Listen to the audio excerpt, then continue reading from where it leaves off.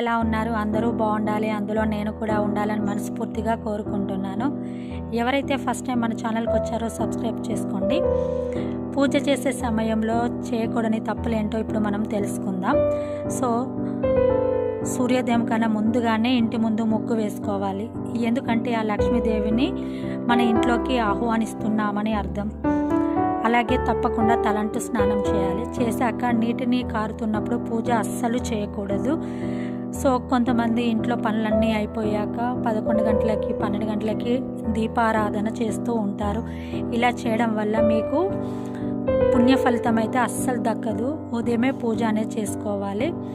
తప్పని పరిస్థితుల్లో అయితే మాత్రమే చేసుకోవాలి. అనారోగ్యంతో ఉన్నప్పుడు కానివ్వండి, అలాగే తప్పని పరిస్థితిలో ఉన్నప్పుడు లేట్గా చేసుకున్నా పర్వాలేదు, కానీ ఉదయమే పూజ అనేది చేసుకోవాలి. దాని ఫలితం అనేది ఉంటుంది.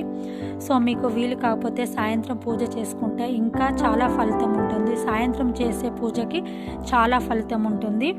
సో మీకు వీలైతే సాయంత్రం కూడా పూజ అనేది చేసుకోవచ్చు. సో దీపారాధన చేసే ముందు కుందులని ప్రతి ఒక్కరూ శుభ్రపరచుకున్నాకనే దీపారాధన చేసుకోవాలి. అలాగే కుందులని మన ఇంట్లోకి యూజ్ చేసే సోప్తో కాకుండా సపరేట్గా దేవుని వస్తువులని శుభ్రపరచుకోవడానికి సపరేట్గా ఒక సబ్బు అనేది పెట్టుకోవాలి. అలాగే స్టీల్ కుందులలో అస్సలు దీపారాధన చేయకూడదు.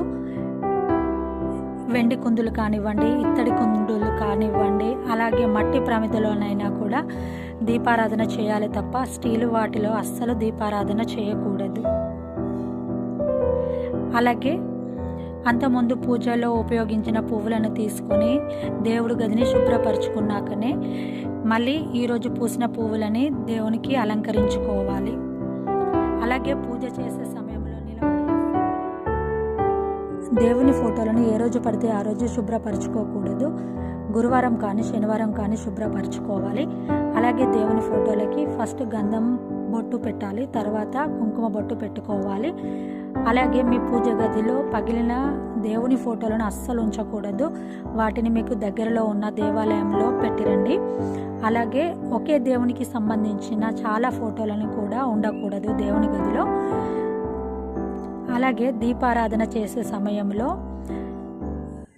ప్రమిదలో 2 వత్తులు వేయాలి. ఒకే వత్తితో అస్సలు దీపారాధన చేయకూడదు.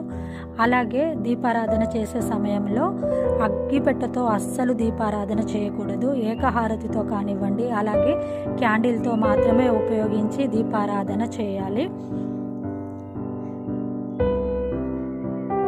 అలాగే పూజకు ఉపయోగించిన పువ్వులను ఎక్కడ పడితే అక్కడ పడివేయకుండా మీకు దగ్గరలో ఉన్న పారే నదిలో కానివ్వండి లేదా చెట్టు కింద వేయండి. అలాగే దేవుడికి మాత్రం ఖచ్చితంగా నైవేద్యం అనేది సమర్పించాలి. మీకు మీ ఇంట్లో ఏవి ఉంటే అవి పండ్లు కానివ్వండి, ప్రసాదం కానివ్వండి, ఏది లేకపోయినా కాస్త బెల్లం ముక్కనైనా పెట్టాలి. దేవునికి నైవేద్యంగా పెట్టుకోవాలి. సో నాకు తెలిసిన విషయాలని మీతో షేర్ చేసుకున్నాను. సో మీరు ఎలా పూజ చేసుకుంటారనేది నాకు కామెంట్ చేయండి. ఈ వీడియో కనుక నచ్చినట్లయితే లైక్ చేయండి, షేర్ చేయండి, సబ్స్క్రైబ్ చేసుకోండి. Thanks for watching.